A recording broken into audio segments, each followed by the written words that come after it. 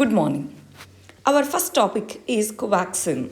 Indian government is trying to get approval from WHO and European Union for this particular vaccine. This is developed indigenously by Bharat Biotech company.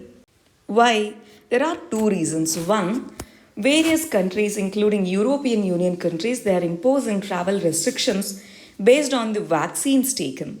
So if Covaxin is approved by WHO and other important countries, then travel restrictions on those who have taken Covaxin won't be there. Second thing, exports. We can export it to other countries in the future. Second issue is personal guarantors liable for the corporate debt. Corporate companies, when they take the loan from the banks, they have to repay it with a certain time period. If they are not repaying, we call them as NPAs, non-performing assets. In the recent years, NPAs, non-performing assets of various corporate companies, they are increasing. In this context, Indian government has passed this particular law called Insolvency and Bankruptcy Code. That means whenever a company or an individual is not repaying the money to the banks and other financial institutions, they can go for resolution. The agency which helps in this process is called National Company Law Tribunal. The non-performing assets are also called as bad loans. This debt resolution is done by this particular tribunal called National Company Law Tribunal. Now, there are guarantors for the corporate loan. Are they liable now if the company is gone bankrupt? Those who have given their personal guarantee, from them will the bank get the money? According to the recent IBC norms, yes. Supreme Court also recently withheld that, yes, banks and other financial institutions, they can get the money back from the personal guarantors. So it decreases the burden of NPAs on the banks. Third issue is current economic situation. In the present economic condition, we observe the total tax, non-tax and non-debt income is going down. Fiscal deficits are rising up. And in this context, World Bank, IMF, RBI, and others who are giving the growth projections, they have reduced the growth rates.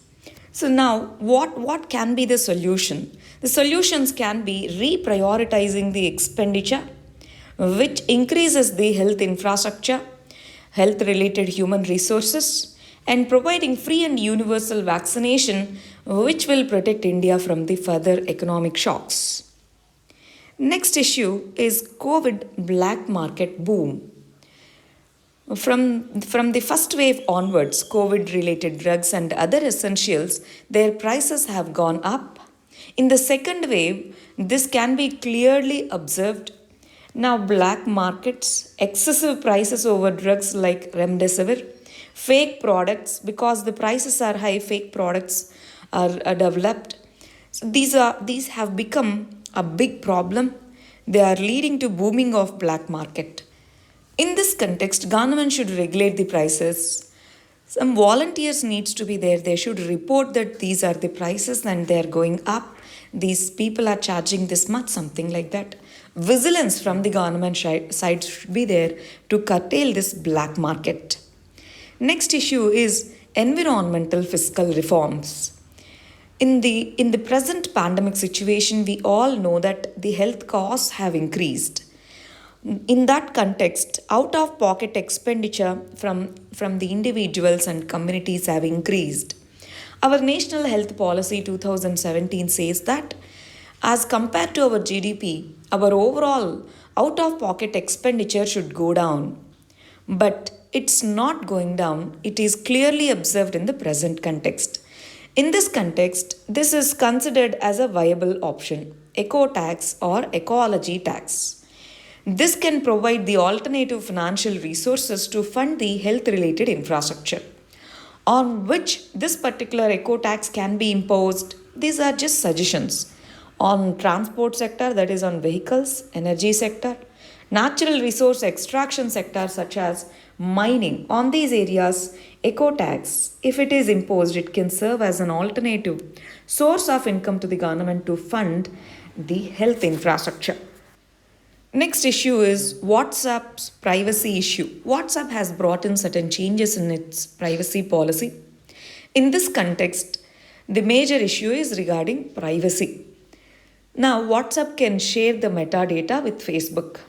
In that context, people are asking about what about the privacy of the individual? What about data protection? So, all these have become the questions now. In that context, WhatsApp said, see, if the person wants to move, they can move to other service providers. But then there are concerns because WhatsApp has been used widely in India. In that context, this Facebook Cambridge Analytica scam that happened in USA is one of the examples on how data protections are violated.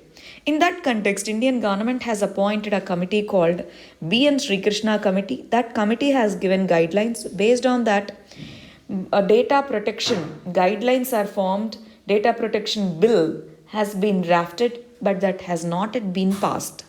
European Union has a set of guidelines called General Data Protection Regulations.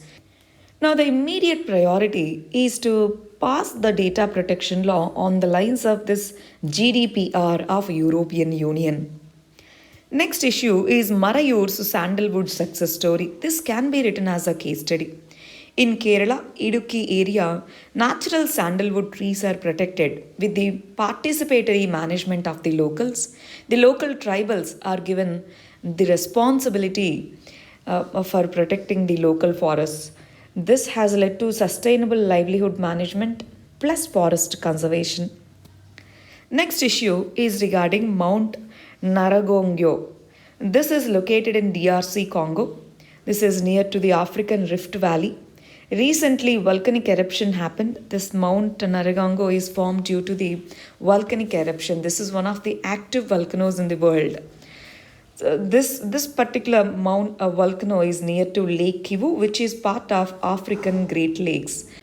African Rift Valley is one of the prominent geological features of the African continent.